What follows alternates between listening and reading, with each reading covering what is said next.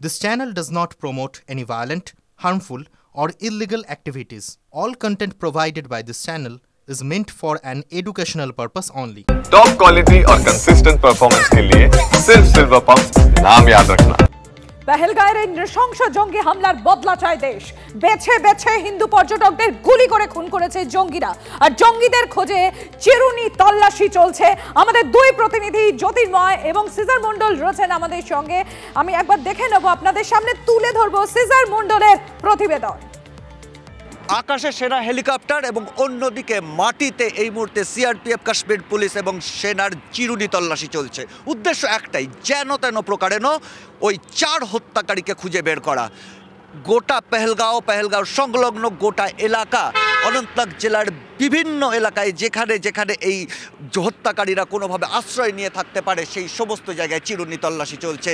গত 24 ঘন্টা ধরে সেই চিরুনি তল্লাশি চলছে। তার কারণ গোয়েন্দারা মনে করছেন যে 2 প্রাক্তন নাগরিক সরাসরিভাবে এই গণহত্যার সঙ্গে যুক্ত, তারা কিন্তু কোনোভাবে সীমান্ত পেরিয়েও পারে যেতে পারেনি। তারা এখানেই তাদের যে সংগঠনের যারা বিভিন্ন স্লিপার সেল রয়েছে, যারা লজিস্টিক সাপোর্ট দিচ্ছে, যারা সিম্প্যাথাইজার, তাদের কোনোভাবে তাদের কাছে আশ্রয় নিয়ে রয়েছে এবং সেই আশ্রয় থেকে তাদের খুঁজে বের করা এবং তাদের সিম্প্যাথাইজারদের চিহ্নিত করা এই মুহূর্তে সবথেকে বড় কাজ। কারণ এই ধরনের ঘটনা ঘটানোর পর তাদের নিকেশ করা ছাড়া আর কোনো ধরনের উদ্দেশ্য, কোনো ধরনের কাজ কিন্তু এই মুহূর্তে সামনে নেই ভারতীয় সেনার। এবং সেই উদ্দেশ্যকে সামনে রেখেই এই মুহূর্তে গোটা উপত্যকা জুড়ে এই তল্লাশি চালানো হচ্ছে।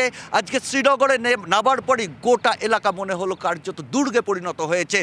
মোড়ে মোড়ে এক সেনা জওয়ানরা রয়েছেন, সিআরপিএফের আর্মার্ড কার দাঁড়িয়ে রয়েছে, টহল দিচ্ছেন সেনা জওয়ানরা। কারণ মনে করা হচ্ছে আরেকটা সম্ভাবনার কথাও, কারণ এই গণহত্যার ঘটনা ঘটিয়ে কোথাও কি গোটা দেশের নজর একদিকে ঘুরিয়ে আরও বড় কোনো নাশকতার পরিকল্পনা করছে এই ধরনের জঙ্গি সংগঠনগুলো, বা পাকিস্তানে বসে আরও কোনো বড় নাশকতার পরিকল্পনা করা হচ্ছে, সেই আশঙ্কাটা উড়িয়ে দেওয়া যাচ্ছে না। এবং সেই কারণে শ্রীনগর থেকে পেহেলগাঁও যাওয়ার এই যে জাতীয় সড়ক, সেই জাতীয় সড়কের প্রত্যেকটা জায়গায় কিন্তু সেনা এবং সিআরপিএফের কঠোর প্রহরা রয়েছে।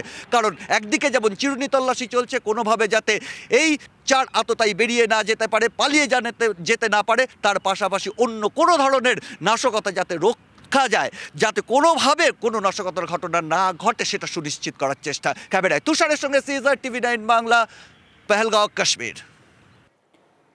আর এই নৃশংস জঙ্গি হামলা, সন্ত্রাস হামলার শিকার নৌসেনা অফিসার, শ্রদ্ধা জ্ঞাপন চলছে ভারতীয় নৌসেনার তরফ থেকে। দেখুন সেই ছবি সরাসরি TV9 বাংলায়।